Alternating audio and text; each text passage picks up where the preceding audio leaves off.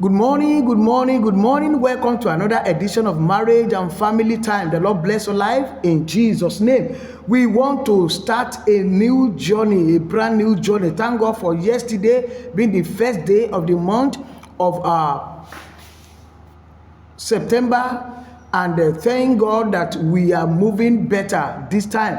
I want us to look at how to prevent or cure dysfunctional families. I want us to focus on that, and we're going to be looking at different topics that will help us to cure or to prevent dysfunctional family. And what is dysfunctional family?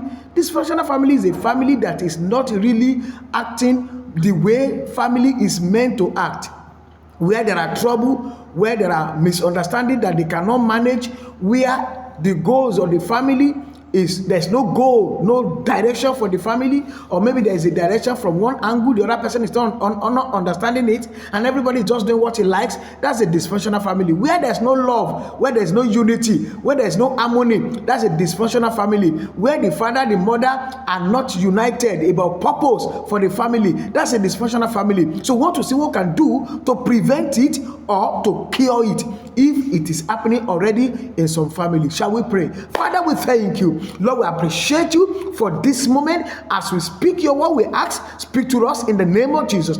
Thank you, blessed Redeemer. In Jesus' mighty name, we pray. The first topic I want us to look at under this series is God's blueprint for the family. God's blueprint for the family. What do we mean by this? God is the author of marriage. God is the author of marriage. He instituted marriage. And when he did it, he has a blueprint on how marriage should look like.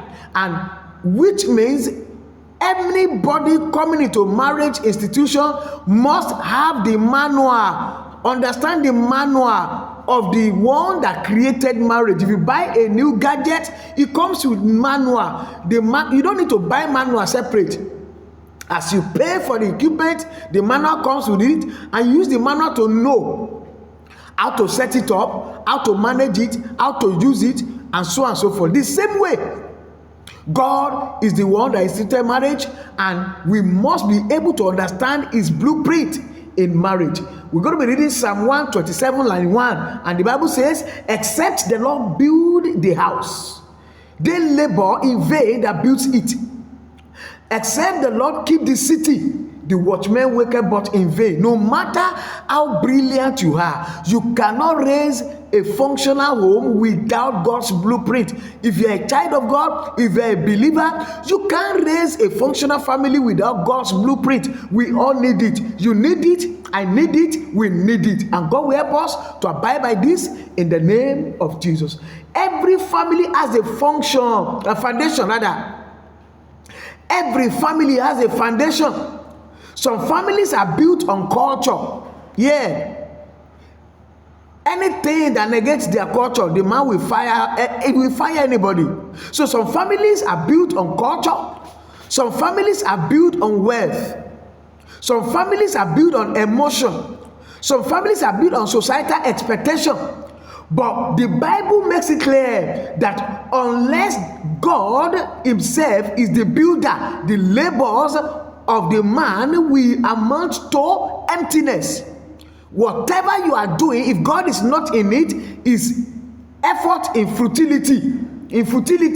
Many dysfunctional families begins with good intention. That's true. Many people that are having dysfunctional home today, that was not the beginning. That was not the way they start. I pray for one family here. Every family I use as a point of contact. Every family that I've started with, and something has happened, make you to derail, and you are now having a dysfunctional family. May the Lord deliver your home in the name of Jesus.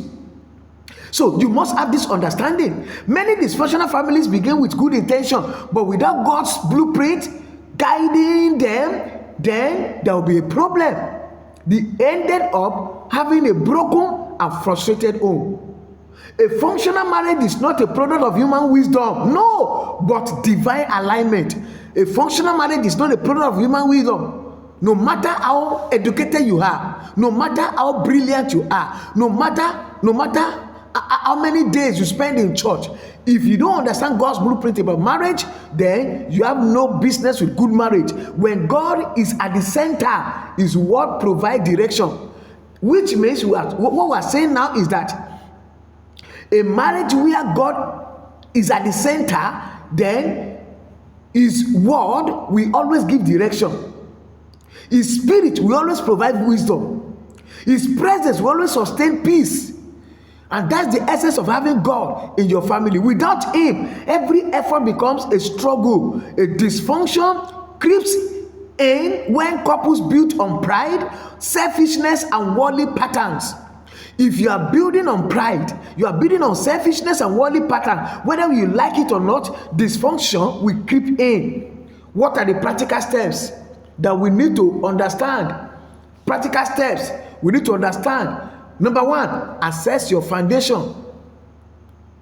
Assess your foundation. Don't forget God's blueprint for the family. That's what we're looking at today. So what are the practical steps for having God's blueprint as a foundation for marriage?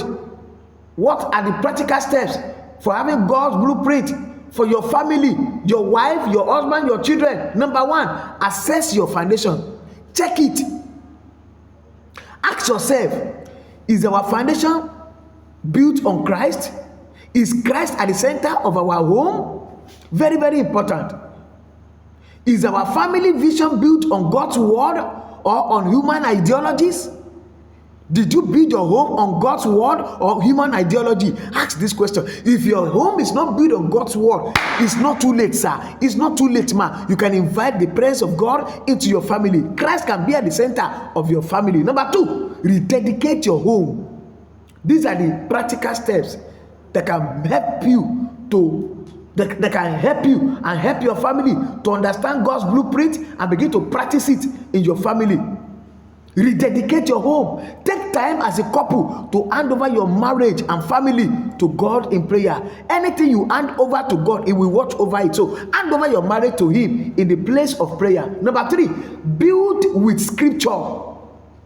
Build with scripture. Agree on one family scripture that will guide your home. Build with scripture. As for me and my house, we will serve the Lord. That's a scripture. There must be a scripture that will be guiding your family. And finally, daily invitation. Daily invitation. Begin each day by acknowledging God's true prayer together. Even if it is a brief one, make sure you don't do without praying together. Yourself and your family. Very, very important. On a daily basis, you must invite the presence of God into your family. Don't forget the practical tips or steps. Number one, assess your foundation. Is God in it? If He's not in it, invite Him. Two, rededicate your home. Rededicate your home unto God. Number three, build with scripture. And finally, daily invitation. Invite Him on a daily basis into your family. And the Lord will be with you in the mighty name of Jesus Christ. Shall we pray? Father, we thank you. Jesus, we appreciate you. Be exalted in the name of Jesus. I pray for this couple. May the Lord uphold you. May the Lord help you in the mighty name of Jesus. May you have the courage to build on God's blueprint as a family in the name of Jesus. Thank you, blessed Redeemer. In Jesus' mighty name we pray. Amen. Let me remind you, by the grace of God, people are already registering for our major event coming up. I don't know if you have registered or not. If you have not, register yourself and your spouse. Your marriage can be rebuilt.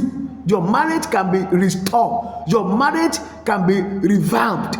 You can experience the glory of God in that marriage. So if there's any issue that you feel it's not okay, there is abnormal, God can help you and I to take care of it by the grace of God. And if you want to prevent, you don't want any negative thing to happen to your marriage, enroll for this. Rebuild, revamp, restore your marriage. You can do that, and God will bless you in the name of Jesus. To do that, there is a phone number on our screen and our website. Please quickly log on to the website and register. You can call, you can send WhatsApp message, and make sure you are part of it. There's a discount that is ongoing now. We have just about 3 days to end that discount, 20% discount. So you should register quickly so that you can enjoy that discount. The Lord bless you in the name of Jesus. Send me word to your family, to your children, and to everyone around you. Please share this video. It is well with you. In Jesus' name, amen.